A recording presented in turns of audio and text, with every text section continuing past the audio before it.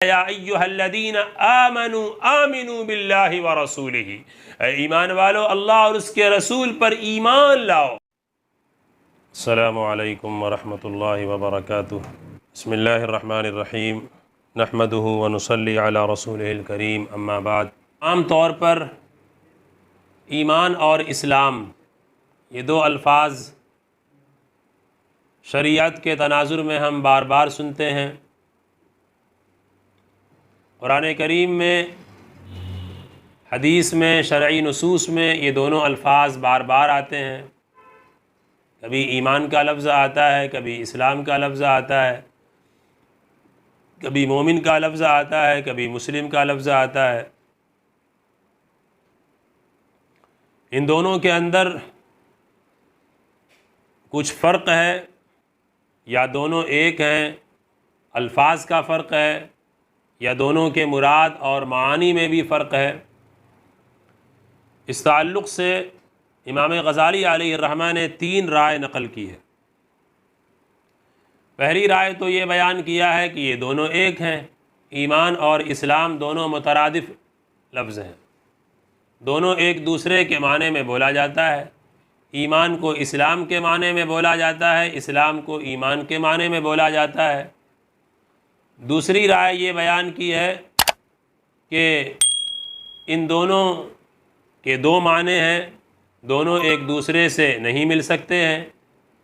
بہت سے محققین کا اور اہل علم کا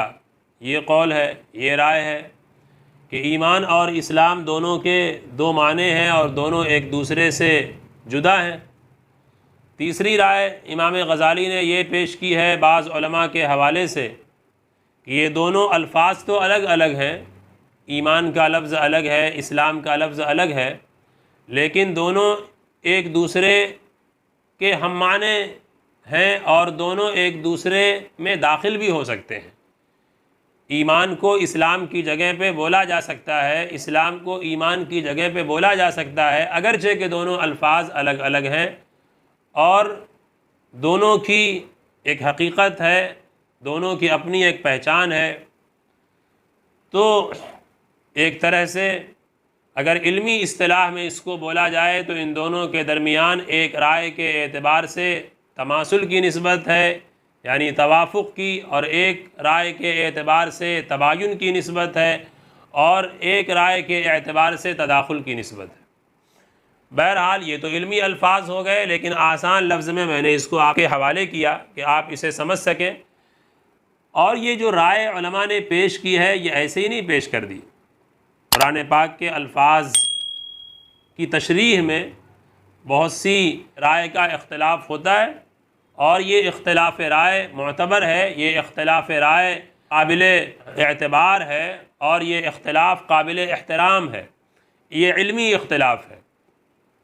عام بول چال میں ایمان اور اسلام میں کوئی بڑا فرق نہیں سمجھا جاتا، تو ہم اسی معنی میں اس کو سمجھ لیتے ہیں۔ لیکن جہاں پر قرآن کریم نے اور نصوص میں، یعنی شریعت کے الفاظ میں جہاں پر یہ دونوں الفاظ استعمال ہوئے ہیں اور دونوں کو کہیں کہیں ایک معنی میں استعمال کیا گیا ہے، کہیں پر الگ الگ استعمال کیا گیا ہے، جیسے قرآن پاک کی وہ آیت ہے جس میں اللہ تبارک و تعالی فرماتے ہیں قالت الاعراب آمنا قل لم تؤمنوا ولكن قولوا اسلمنا ولما يدخل الايمان في قلوبكم، کہ یہ کہتے ہیں کہ ہم ایمان لائے، جو ابھی نو مسلم تھے، اور عرب کے اس دور میں اسلام ابھی ابتدائی حال میں آیا تھا اور اس اسلام کا تعارف ہوا تھا۔ اللہ کے نبی علیہ السلام کی خدمت میں اعرابی بھی آیا کرتے تھے، دیہات سے لوگ بھی آتے تھے۔ تو اللہ تبارک و تعالی نے فرمایا کہ یہ لوگ جو ہے دعویٰ کرتے ہیں آمنا، ہم ایمان لائے۔ اے نبی علیہ السلام ان سے کہہ دیجئے لم تؤمنوا، ابھی تم ایمان نہیں لائے ہو، یعنی ایمان کے حقیقت تک نہیں پہنچے ہو۔ ولیکن قولوا اسلمنا، ابھی یہ کہو کہ ہم نے اسلام قبول کیا ہے، بس ہم اسلام لائیں۔ ولما يدخل الايمان في قلوبكم، ابھی تک ایمان تمہارے دلوں کی تہ میں نہیں پہنچا ہے، تمہارے دلوں میں جاگزی نہیں ہوا ہے، ایمان کی صحیح حقیقت تک تمہاری رسائی نہیں ہوئی ہے۔ تو اب یہاں پر قرآن پاک کی اس آیت کو دیکھا جائے تو ایسا محسوس ہوتا ہے کہ دونوں میں فرق ہے، ایمان کا لفظ الگ ہے، اسلام کا لفظ الگ ہے، جبکہ ایسا نہیں ہے، کوئی بہت بڑا فرق نہیں ہے، لیکن یہاں پر اس فرق کو ایسے بتایا گیا ہے اس آیت کریمہ میں کہ اسلام کا تعلق بظاہر ایسا ہے کہ وہ ظاہر سے ہے، یعنی جب دنیا کے اندر احکام جو جاری ہوتے ہیں وہ انسان کے ظاہر سے جاری ہوتے ہیں کہ آپ زبان سے کیا بولتے ہیں، زبان سے آپ ادا کیا کر رہے ہیں، اور عمل سے آپ کون سی حرکتیں صادر کر رہے ہیں۔ تو زبان کے قول پر اور عمل سے صادر ہونے والی حرکتوں پر شریعت کے طرف سے احکامات جاری ہوتے ہیں۔ آپ اگر ایسے ملک میں ہیں جہاں پر شریعت کا قانون نافذ ہے تو وہاں پر بھی آپ کے ساتھ وہی برتاؤ اس کے مطابق برتا جائے گا، اور آپ کے ساتھ وہی برتاؤ کیا جائے گا جو آپ کے ظاہر سے نظر آتا ہے۔ آپ کے دل میں کون سی بات چھپی ہوئی ہے اس کا کوئی مکلف نہیں ہے، اور کوئی حکومت اور کوئی نظام، کوئی معاشرہ اس کے لیے پابند نہیں ہے کہ آپ کے دل میں وہ جھانکے اور آپ کے دل میں وہ جو ہے جا کر آپ کے دل کی تہ تک پہنچے اور آپ کی حقیقت کو معلوم کرے۔ وہ تو آپ کے زبان سے صادر ہونے والی چیزوں کو دیکھے گا، آپ کے حرکات اور سکنات کو دیکھے گا، آپ کے ہاتھ اور پیر سے جو چیزیں صادر ہو رہی ہیں بس اسی پر نظر ہوگی۔ تو یہاں پر ایسا بھی ہے، قرآن پاک کی اس آیت میں یہی بات اللہ تبارک و تعالیٰ نے فرمایا کہ تم جو یہ کہتے ہو کہ ہم نے ایمان لایا، تو اللہ تبارک و تعالیٰ یہ بتانا چاہتے ہیں کہ ایمان تو اس دل کی کیفیت کا نام ہے، ایمان اس دل کی حقیقت کا نام ہے، ایمان تقوی اور طہارت کا نام ہے، ایمان دلوں کی پاکیزگی کا نام ہے، ایمان دلوں کی صفائی کا نام ہے، جس ایمان کی بنیاد پر انسان اپنے مال و متاع کو قربان کر دے اور دنیا کی ساری چیزوں کو اس کی جو ہے اس ایمان کے لیے فنا کرنے کے لیے تیار ہو جائے۔ ایمان تو اس حقیقت کا نام ہے۔ رہ گیا جو تم کہہ رہے ہو کہ ہم ایمان لائے، وہ ایمان ابھی نظر نہیں آ رہا ہے، ابھی تم نے اسلام قبول کیا ہے۔ یعنی اللہ تبارک و تعالیٰ ان دونوں کا فرق بیان کرنا چاہ رہے ہیں کہ ایک وہ زبان سے نکلنے والے بول ہیں، ہاتھوں سے اور پیر سے جو ہے صادر ہونے والے اعمال ہیں، اور ایک دل کی حقیقت ہے، دونوں میں فرق ہے۔ اور اسی فرق کو اللہ تبارک و تعالیٰ نے وہاں پر اور بھی بیان کیا ہے، جہاں پر اللہ تبارک و تعالیٰ نے فرمایا یا ایھا الذین آمنوا آمنوا باللہ ورسولہ، اے ایمان والو اللہ اور اس کے رسول پر ایمان لاؤ۔ کیا مطلب ہے؟ یعنی جو ظاہر اسلام تمہارے پاس ہے، اس ظاہر اسلام سے، اسلام کے ظاہر سے ایمان کی حقیقت تک پہنچنے کی کوشش کرو اور فکر کرو۔ یہاں تو فرق لگتا ہے، لیکن کہیں پر اللہ تبارک و تعالیٰ نے دونوں کو ایک معنی کے اندر بھی بیان فرمایا، اور جیسے قرآن پاک کی وہ آیت ہے کہ ایک جگہ پر اللہ کی طرف سے عذاب آیا تو قرآن پاک نے فرمایا فَأَخْرَجْنَا مَنْ كَانَ فِيهَا مِنَ الْمُؤْمِنِينَ، کہ وہاں پر جتنے بھی صاحب ایمان تھے ہم نے ان سب کو نکال لیا۔ فَمَا وَجَدْنَا فِيهَا غَيْرَ بَيْتٍ مِّنَ الْمُسْلِمِينَ، تو وہاں پر مسلمانوں کے گھروں میں سے ایک گھر کے علاوہ کوئی گھر نظر نہیں آیا، یعنی کوئی گھر نہیں بچا ایک گھر کے علاوہ۔ تو پہلے اللہ تبارک و تعالیٰ نے مؤمنین کا لفظ استعمال کیا، اور فوراً معاً بعد اسی مضمون کو بیان کرنے کے لیے اللہ نے مسلمین کا لفظ استعمال کیا۔ تو بظاہر یہاں پر ایسا لگتا ہے کہ دونوں میں کوئی فرق نہیں ہے۔